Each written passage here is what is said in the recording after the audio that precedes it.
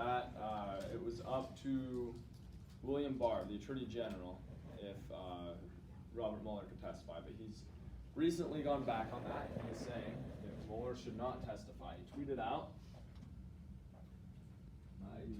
saying, again, said Bob Mueller should not testify, no redos for the Dems, and then he also said no collusion, he also argued there was no obstruction. So again, for anyone in here that has read the Mueller report, right at the beginning it said that they're not looking at collusion, they're looking at conspiracy. Then it goes on to highlight the fact that Russia interfered in the 2016 election, and it said in systemic and sweeping fashions. So they interfered in a way that they had never been able to before through social media. Did anyone hear about Trump's and Putin's phone call on Friday?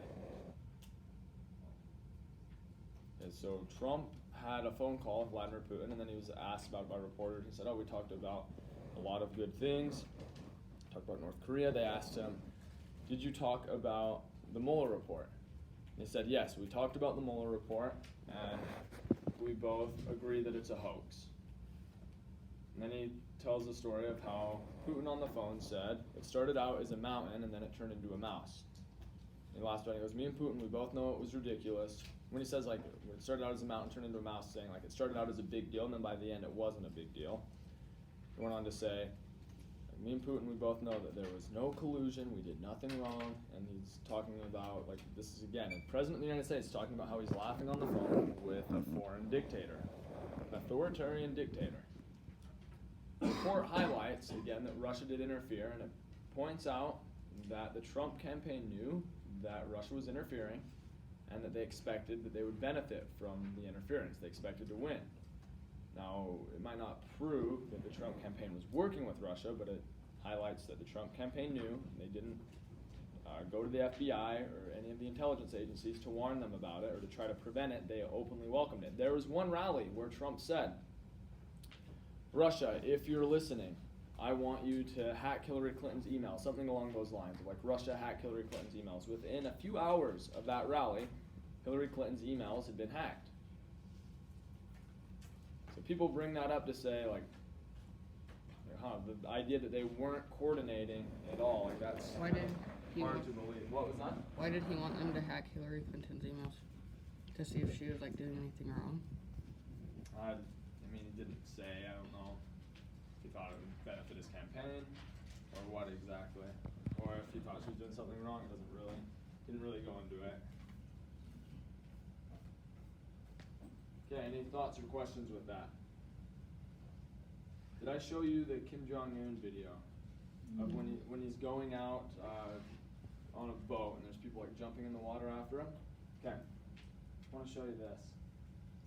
So this highlights some of the ideas that we talked about before when we watched that video, just ideas like indoctrination, propaganda. And just listen to the music. You can imagine this being used as a propaganda piece to the citizens of North Korea as they watch their benevolent, kind leader waving to the people of North Korea as he's about to get on his boat.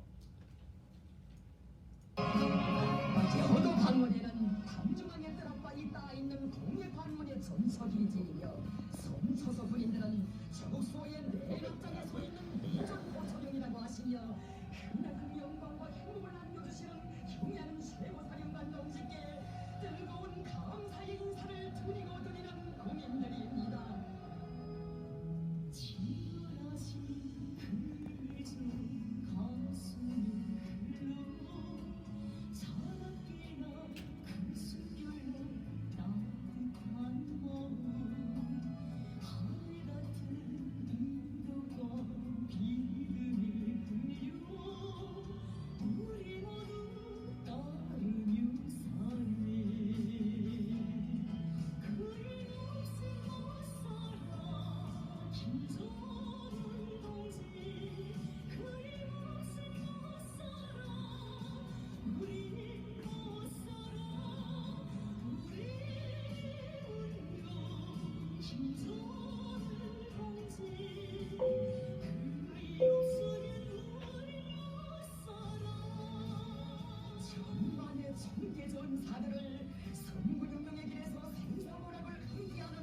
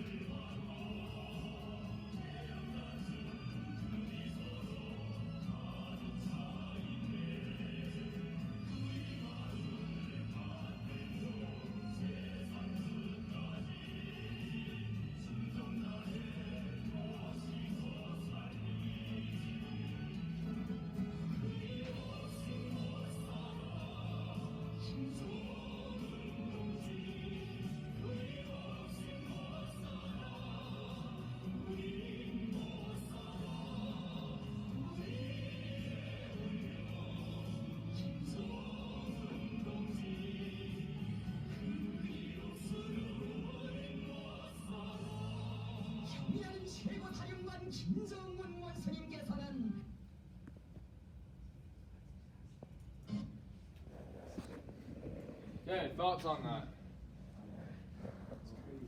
It's crazy. Yeah.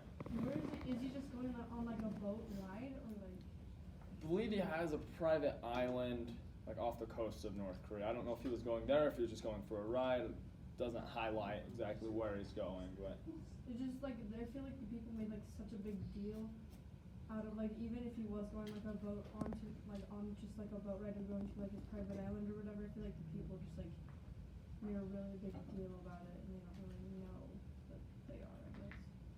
okay. Makes sense.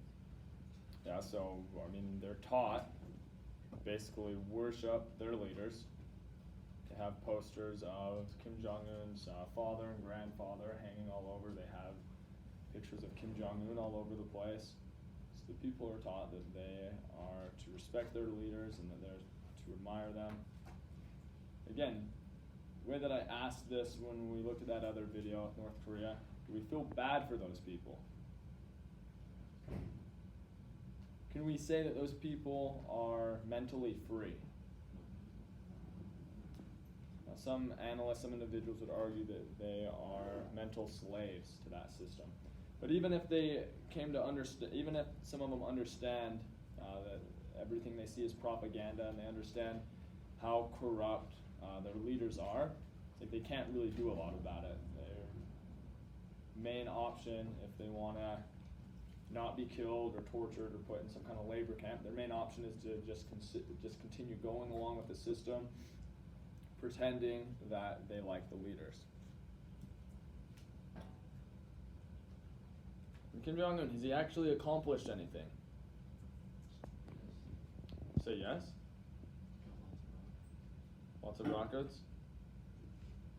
Okay, but he himself, like, did he design those rockets? Did he accomplish anything like big? Like, people worship him as if he's done something incredible. Literally, he was just born into that situation.